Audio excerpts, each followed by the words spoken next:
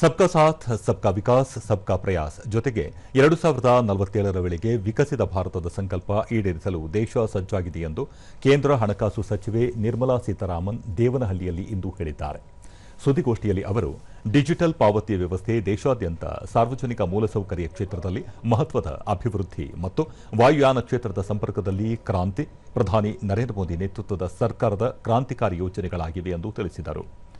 ಕಚ್ಚಾ ತೈಲ, ಅಡುಗೆ ಅನಿಲವನ್ನು ಹೊರಗಿನಿಂದ ತರಿಸಿಕೊಳ್ಳಬೇಕಾಗಿದ್ದು, ಈ ವಿಚಾರದಲ್ಲಿ ಸ್ವಾವಲಂಬಿಗಳಾಗಬೇಕಿದೆ. ಗರಿಷ್ಠ ಪ್ರಮಾಣದ ರಸಗೊಬ್ಬರ ಆಮದು ಮಾಡಿಕೊಳ್ಳುತ್ತಿದ್ದು, ರಸಗೊಬ್ಬರದ ವೆಚ್ಚವೂ ಹೆಚ್ಚಾಗುತ್ತಿದೆ. ಕೋವಿಡ್ ಅವಧಿಯಲ್ಲಿ ರಸಗೊಬ್ಬರದ ಪ್ರತಿ ಬ್ಯಾಗ್ಗೆ ₹300 ದರ ನಿಗದಿ ಮಾಡಲಾಗಿತ್ತು. ಅದೇ ಬ್ಯಾಗ್ ಆಮದು ದರ ₹2,700 ಸಹಾಯಧನವನ್ನು ಕೇಂದ್ರ ಸರ್ಕಾರ ನೀಡಬೇಕಾಗಿದೆ ಎಂದು ಹೇಳಿದರು. ಬೆಂಗಳೂರಿನಲ್ಲಿ ಸಂಗ್ರಹವಾದ ತೆರಿಗೆಯನ್ನು ಬೆಂಗಳೂರಿಗೆ ಬಳಸಬೇಕು ಎಂದು ಭಾವಿಸಿದರೆ ಯಾದಗಿರಿ, ಕಲಬುರಗಿ ಅಭಿವೃದ್ಧಿಗೆ ರಾಜ್ಯ ಸರ್ಕಾರ ಎಲ್ಲಿಂದ ಅನುದಾನ ನೀಡಬೇಕು ಎಂದು ಹೇಳಿದ ಅವರು, ಕರ್ನಾಟಕ ಹೆಚ್ಚು ತೆರಿಗೆ ನೀಡುತ್ತಿದ್ದು ಹೆಚ್ಚು ಅನುದಾನ ಬರಬೇಕೆಂಬ ಚಿಂತನೆ ಸರಿಯಲ್ಲ. ಈ ಬಗ್ಗೆ ಹಣಕಾಸು ಆಯೋಗ ನಿರ್ಧರಿಸಲಿದೆ ಎಂದರು. ಮನೆಗಳ ನಿರ್ಮಾಣ, ಮನೆ ಮನೆಗೆ ನಲ್ಲಿ ಮೂಲಕ ನೀರು ಮೊದಲಾದ ಯೋಜನೆಗಳ ಮೂಲಕ ಜನಸಾಮಾನ್ಯರಿಗೆ ಕೇಂದ್ರ ಸರ್ಕಾರ ನೆರವಾಗುತ್ತಿದೆ.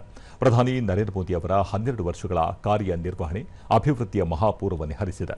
ಕರ್ನಾಟಕದಲ್ಲಿ ಶೇಕಡಾ 96ರಷ್ಟು ರೈಲ್ವೆ ವ್ಯವಸ್ಥೆಯ ವಿದ್ಯುದೀಕರಣ ಸಾಧ್ಯವಾಗಿದೆ. ವಂದೇ ಭಾರತ್ ಹೊಸ ಎಕ್ಸ್ಪ್ರೆಸ್ ರೈಲುಗಳನ್ನು ಆರಂಭಿಸಲಾಗಿದೆ. ಏಮ್ಸ್, ಐಐಟಿಗಳನ್ನು ದೇಶಾದ್ಯಂತ ಆರಂಭಿಸಿರುವುದು ಪ್ರಧಾನಿ ನರೇಂದ್ರ ಮೋದಿ ಸರ್ಕಾರದ ಸಾಧನೆಯಾಗಿದೆ ಎಂದು ಹೇಳಿದರು. Belonging to the Congress Party, constantly, as you said, he goes on saying, constantly says, oh, you are going to have economic disaster, do that. Numbers are showing different thing. Very clearly, the data shows that this economy is doing well.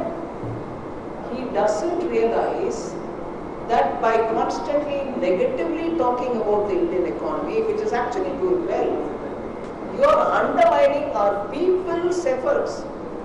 After all, it is the people of India who are working hard, doing their business, paying